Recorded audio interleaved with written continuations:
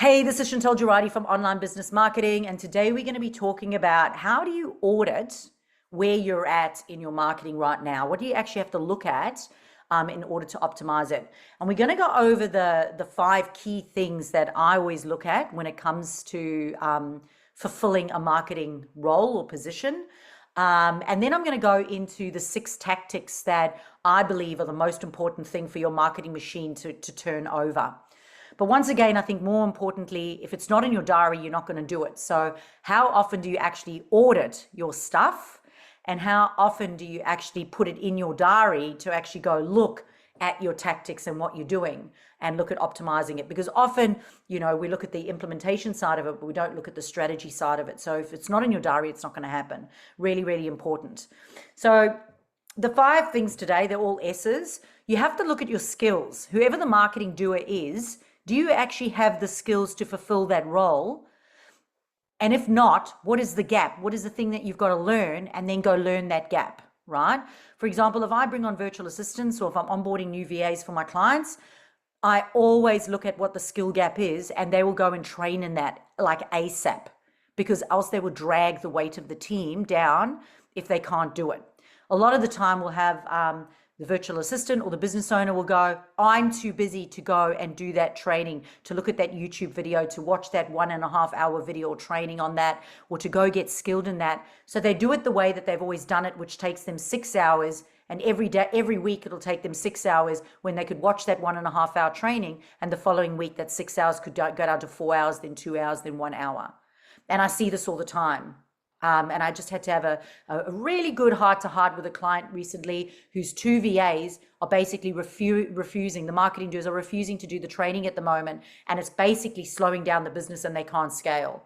So now they've got to come and put some boundaries in place and go, time to stop. You're not allowed to do this task again until you upskill, because you should be doing it faster. Okay, so we don't want to break the marketing doers or the VAs. We don't want to break them. We certainly don't want to burn ourselves out. But upskilling is an important part to have inside your diary to make sure that you can actually fulfill the marketing role inside your business. And if the business owner has a marketing doer, there's still a basic level of understanding that you have to have in order to be able to pass that role to somebody else. You cannot pass a role to someone if you don't understand that role yourself. You can't. And this is really important. It was really cool. At this conference last week, one of my clients was one of my to-be clients, to be honest. They're signing up this week.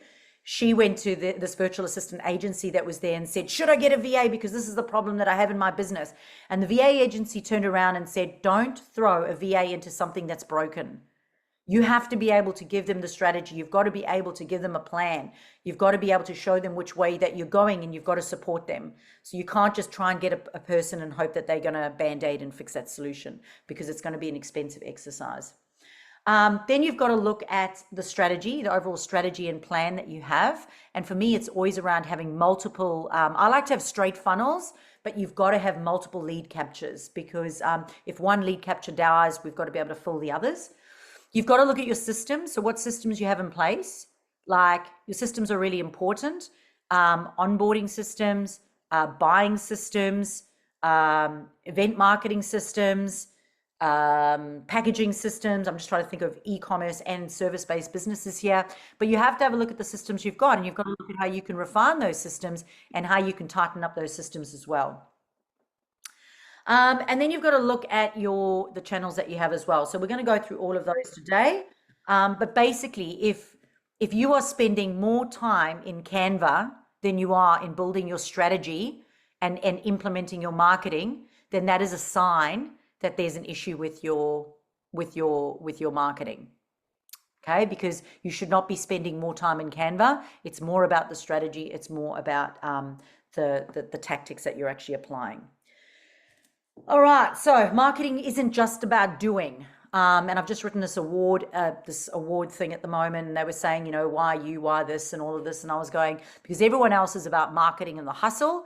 And it's not. Marketing isn't about consistency. Marketing isn't about the hustle. It's not about the quick fix. It's about doing what works. And it's about creating something that's going to be manageable for you that actually works, which is really cool. And if you're churning out content and just throwing it everywhere without a plan, you're not marketing. You're just basically it's just noise online. So there has to be a purpose to everything that you do, that it has to be an outcome in mind. We don't want your marketing just to be messy, and we don't want it to be busy and chaotic. We want it to be streamlined. We want it to have a structure. So number one, let's just look at auditing the marketing foundations. And the first thing we're going to look at auditing is the strategy. Looking at what are the overall outcomes of what you're trying to improve. We're not looking at output. Let me do more. We're looking at the outcomes of the output. Because if you don't have the strategy, you're just guessing. So the first layer is making sure that you are basically generating leads and you've got the right people in the right seats, that you are attracting the right people, you have the right message, and everything's going out at the right time. Okay, so that there's relevancy across, relevancy to the audience, relevancy in the messaging, relevancy in where you're trying to send them. That's how we know when it's going to work. All right. So the first thing you want to ask yourself is, are we clear on who our ideal customer is and the problem that we solve for that person? And when I say that, I'm talking about the practical problems that you solve for them. The actual practical. So for example, instead of saying, sound bath healing is going to help you, heal you or make you calm. A more practical example is it's going to help you deal with your day-to-day, with the day-to-day stresses that you might get in your work or your job. It's more practical, it's more realistic, it's more relevant.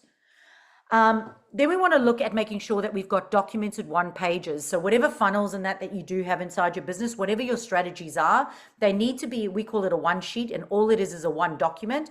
And it's a one document that basically outlines every part of every funnel, every strategy that you have, so that you have a plan and that you can go back and refer to that plan. And you can also look at the data and you can see whether or not it aligns with your goals. Then you've got to make sure that the content that you're doing is lead generation focused. So we want to make sure that from a strategic perspective, that every piece of content we do builds know, like, and trust to send people down the pipeline, so that it captures the right person, gets them to take the next step.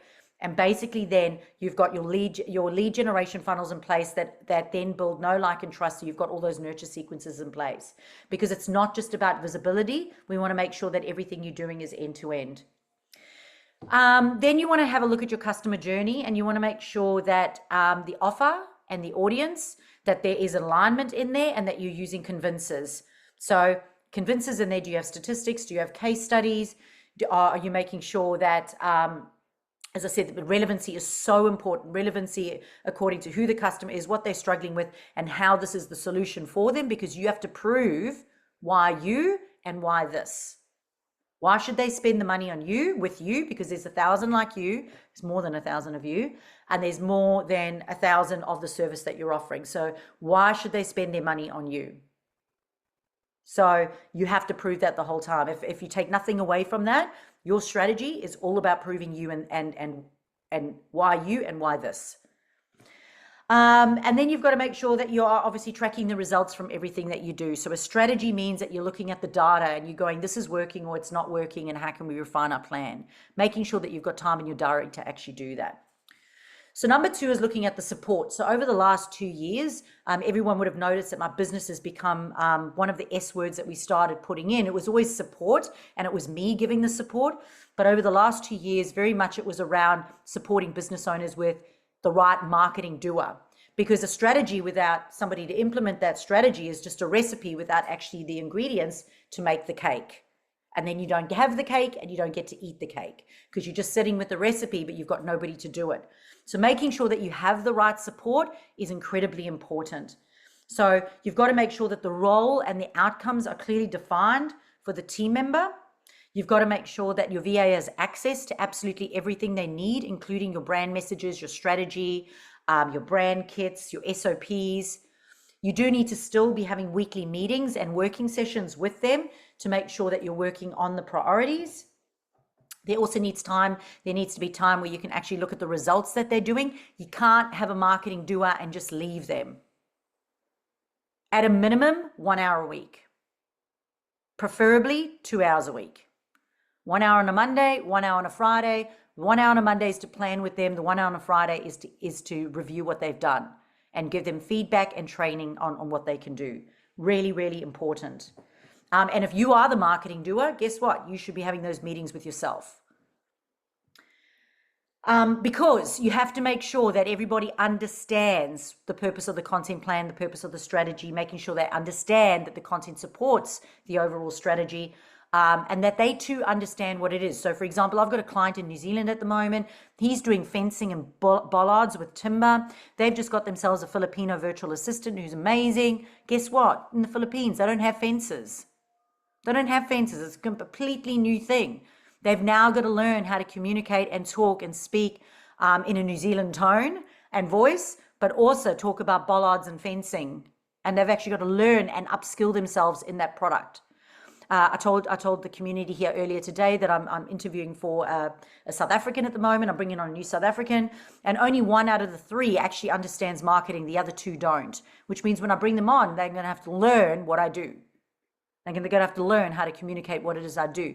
How many business owners don't actually take the time to do that with their virtual assistants, or they don't know how to communicate their business themselves, and then they wonder why the marketing's not working.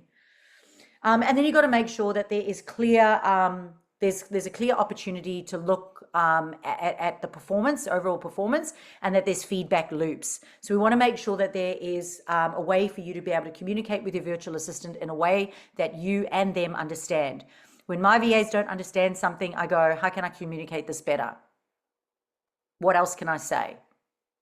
Because if they haven't understood, it hasn't landed well, I need to be doing it in a different way. There's no point beating a dead horse and trying to do the same thing again and again. As the number 3 is systems. Systems is really important because you cannot scale without systems. So many people say that they want work and they want business, but they have no systems in place. And if they've got no systems in place, then basically everything is going to be done sporadically and all over the place.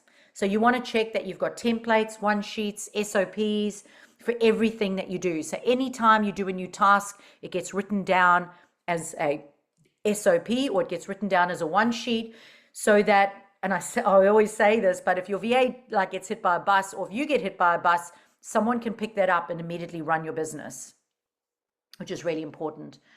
You also want to make sure that you are intentional when you're repurposing things. So there's a system for repurposing content to make sure that everything goes out. You're always looking for gaps. So for example, when we started going from weekly podcast to fortnightly podcast, we realized that there was a week's gap or opportunity to now actually go and repurpose that podcast in another way in the fortnight that we didn't have a podcast, so that we didn't lose our viewerships.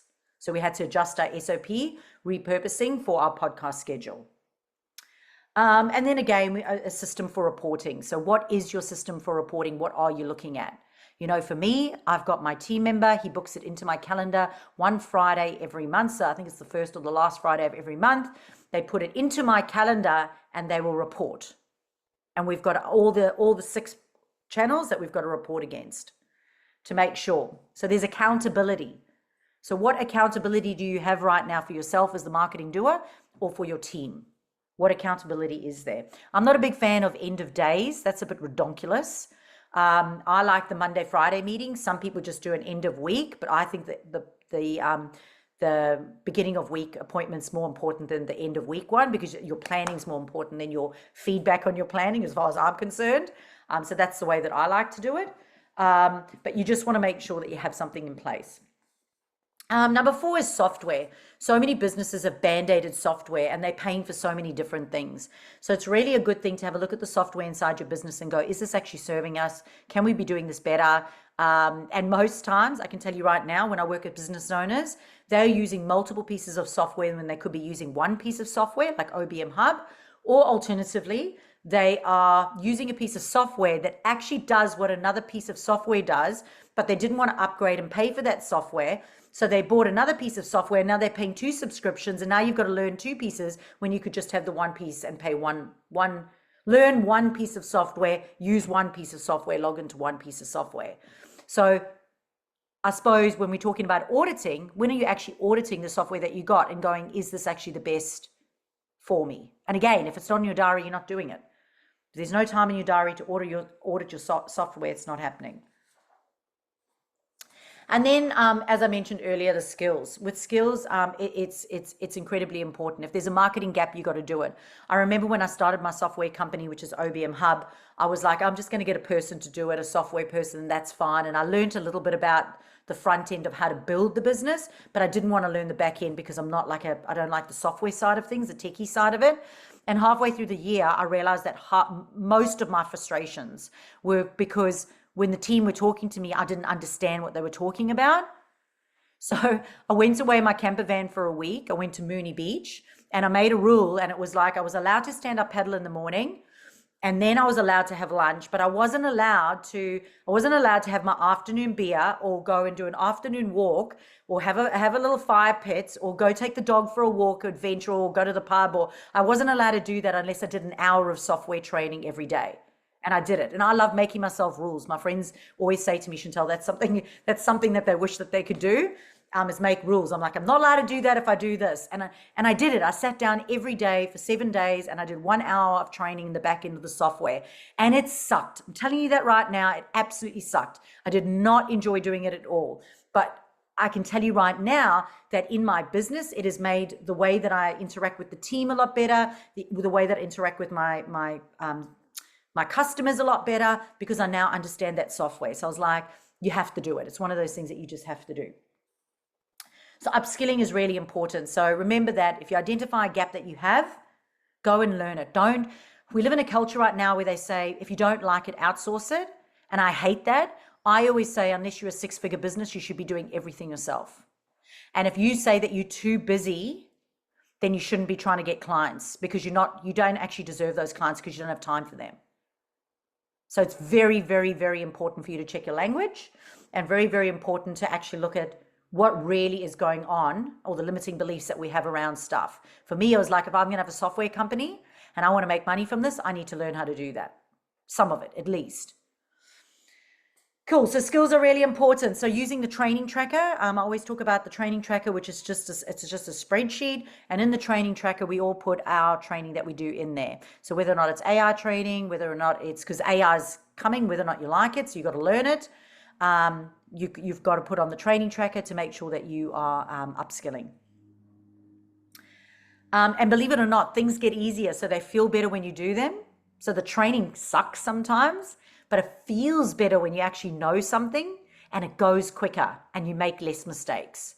So it is certainly worth it. All right, so let's look at those 6 key marketing tactics or channels right now that we have to look at when it comes to managing your marketing. So the first one we're going to do is website. Okay. And these are the 6 things. Like, this is your marketing machine. These 6 things are your marketing machine. So from the website, you've got to make sure that it's fast, it's mobile responsive, and it's optimized for conversions. So important. That is why whenever I work with business owners, the first thing I do is go to the website, because your website is your lead capture. Your website is your Google attractor. So we've got to get everything in the right place. And when people land on there, they're going to do the right thing. It's easy to convert. And remember, we don't convert usually off the website. We convert in our email marketing. We actually lead capture on the website and convert in emails. Then we've got to make sure that all your forms, your links, and your integrations are all working on your website. So we did this the other day. We couldn't understand why we were getting nobody opted in, and one of our buttons was inactive. It wasn't working. So it's so important to check it. So who's doing that? Like, who's regularly checking the website? Can your team update the content, the payment links, add blogs, add landing pages? So either you or your team, whoever's responsible for that, can they go and update it? Can they go and, do some SEO research in ChatGPT? Can they make sure that it's still relevant? Are there lead capture mechanisms? And I always talk about multiple. So if we're talking about a website, we're talking about pop-ups, contact us, subscribe, lead magnets, evergreen webinars, call me, email me. These are all lead captures. We have to make sure that we've got them in place. And then, are you reviewing your metrics? So do you have Google Analytics set up? And you are looking at your bounce rate, your time on your site, and your conversion rates. So for example, one of my clients, we noticed that The first call to action button they weren't hitting, the second call to action button they weren't hitting, but when we looked at the heat map, the third call to action button they were hitting. So we were like, okay, if we move that up one more, maybe we'll lose less people. So we moved it up one section and we were able to get more traction. So you've got to be looking at this. So who in the marketing role is responsible for this activity? So number 2 then is social media. So is your content consistent? Is it on brand? And is it published on a schedule? So it's not just being spat out. Are you posting content that's designed for engagement and conversions? So if somebody didn't know what you were doing and they were scrolling through, as a stranger, do they know what you do? Do they go, yeah, yes, that's what we do. That's what that person does. So they're known for that thing. If not, your content is cookie cutter. It's not cut through. Really important. And it has to have a next step. And a next step's not necessarily a sale, but it is a next logical step for that person that they actually want to take. They want to take that next step. Then are you using things like videos and reels and lives and carousels strategically? So relevant to the platform, relevant to the audience, relevant to your social media plan. Is each post connected to a sales path? So again, the customer journey, the sales path.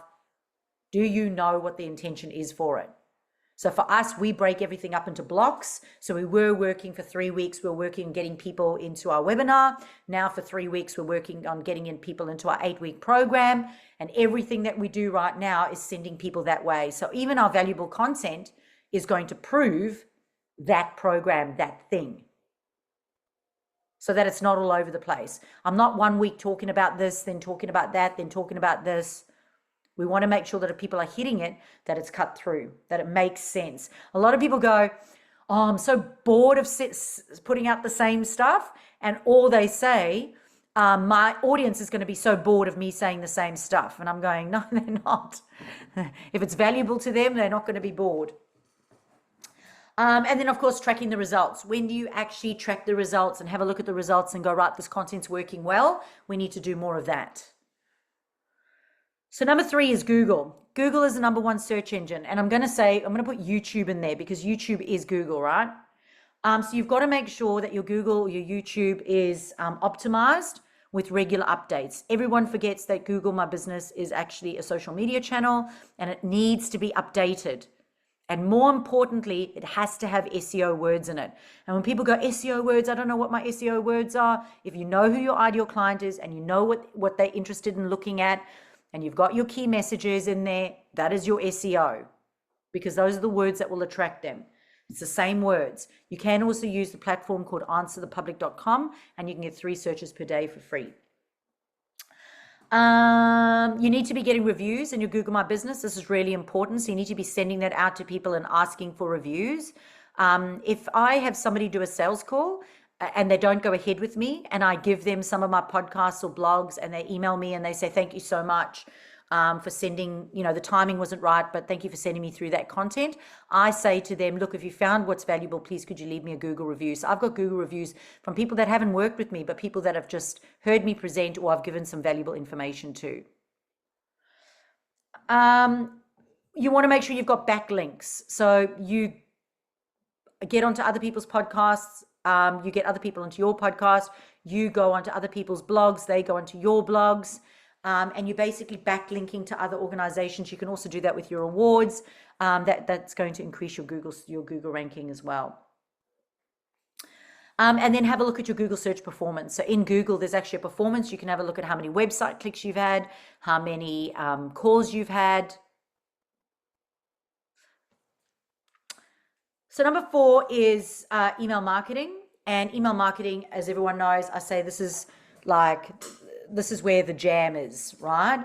You've got to go and capture the right people on social media. You've got to get them into your email list. But the next part of the plan is we've got to nurture those people by qualifying them and disqualifying them and using convincers to get them to make a decision. And email marketing is where it happens. In the olden day, people just used to buy off social media. They don't anymore. They now buy through the email list and through multiple touch points. So don't just go and look for another lead all the time. You've got to make sure that those leads you've actually followed up on. And that's why next week we are going to be doing lead tracking for our pipeline. You got to make sure that you got promotional campaigns, but you've also got educational content in there. You've got to have a look at your segmented lists, and somebody needs to be monitoring those and going, is that actually working? Is the timing right? Is the timing right? Is the open rate right? We had a e-commerce business, and we noticed that in the abandoned cart one, in the first week, they made an extra $500 in sales. But we noticed that in abandoned cart sequence 2, they weren't making any sales, and the open rates weren't very good. By looking at the data, we were able to change the subject line. We changed nothing else, just the subject line, and they started to make $300 a week just out of the abandoned cart. And the only reason we need to do that was to have a look at the open rate. There's open rate's not good. That means change the subject line, right? So really, really important that you have somebody monitoring it. You don't just set and forget. Someone needs to be looking at your email marketing. They need to be looking at open rates, click-through rates, and conversions. All need to be reviewed. And you need to be testing as well. Let's go into lead generation. So, one of the most, people either do this too much or they do it too little. Lead generation is all about sales-focused activities, and you've got to make sure, as far as I'm concerned, everything you do is sales-focused. But a lot of time people are doing educational or inspirational posts. So educational, inspirational posts, but no one really knows what you do, and no one's really taking action or moving to the next part. And that's because you're not following, the framework that I teach. I use the four post framework. So a scroll stoppable hook, connection, credibility, and call to action. And there's a training on that, so you can go look at that specifically. But you've got to make sure that you're lead capturing. And when you use that 4-post, that certainly does help, that 4-post structure. You want to make sure that you're tracking those leads, that you're fully nurturing those leads. I know now that it probably takes me about 5 Facebook messages to a client over about 2 months, plus emails, before I convert someone. And we do a shitload of nurturing. So don't go looking for another lead, because they're going to need as many touch points as they needed. You've got to continue to add value. And it's not buy now, bow now. It's like, what are you struggling with in making this decision? And how can I support you with that?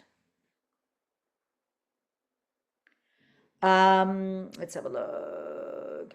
Make sure that you're using a CRM. So either, we use a spreadsheet, but we've also got a CRM as well, so that we can actually track our leads and we can have a look at them. And we do a scoring system as well, which we'll talk more about in our next one. But a scoring system is that every time they open an email, click through a link, they get a certain amount of points.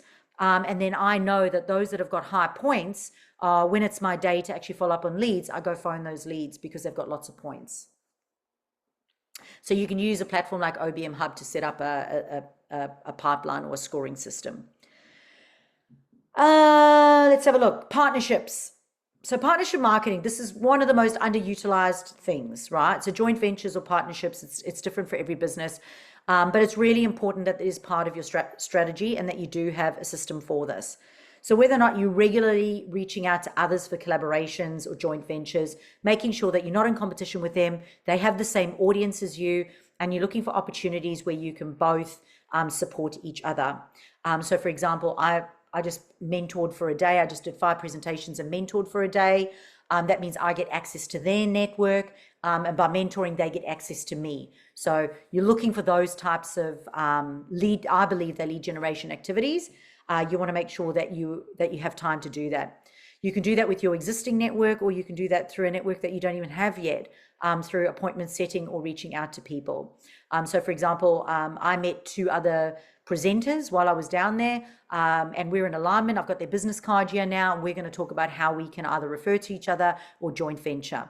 Really, really, really important thing that you need to be doing in your marketing, and you need to be following up on it. And your marketing doers or your team need to understand what's happening. They need to understand that building those relationships and nurturing those relationships is important, because else they forget about you. They forget about you and they go on to somebody else. So you want to make sure that you've got those touch points with them all the time. People actually like being followed up with. I don't know if you realize that, but people actually like it. Like if it's genuine, they do actually like a follow-up. All right, so you want to look at, are you booked on other people's podcasts? Are you can you speak at other people's events? And then, of course, you want to be tracking your conversions and your ROI. So I know how much each activity costs me. So, for example, with this one where I fly to Sydney, I present 5 times a day, I know that I need to get 2 clients off them, because if I don't get 2 clients off of them, it's not beneficial for me. So I've got to make sure that that still happens. I don't just go there, present, come home and go la-di-da-di-da. I've actually got to go and follow up and continue to build those relationships. And then there's a documented process for your referral partners. A lot of people don't actually have a list of referral partners. So, for example, I've got an 8-week program coming up. It's in 3 weeks' time or 2 weeks' time. I don't just go out to my unknowns and go and post on social media and email marketing. We don't just do that. We go out to our partners and we say, hey, I've got this thing coming up right now. Do you think this would be valuable for your clients? What is the best way that you think that we could possibly present this to your community? Is there something that I could share for you? Okay. And I will be doing a training on partnership marketing and joint ventures in a couple of weeks' time as well. All right, so really, really important to make sure that it's in your business, so that you do actually allocate time inside your business for auditing your business, for relooking at your strategy, for upskilling, for spending time with your marketing duo or your support system. You want to make sure that all of that's in your diary, because if it's not in your diary, it's not going to happen, and that's the truth. So for those of you watching on YouTube, if you haven't already, please can you make sure that you subscribe and turn on the bell so that you get notified. And please leave a comment below if you took something away from today's appointment. Our live audience today is now going to have a Q&A where we're going to go over some strategies, but you do need to be part of our paying audience in order to do that. And you can find those details in the comments below. This is Chantal Gerardy from Online Business Marketing.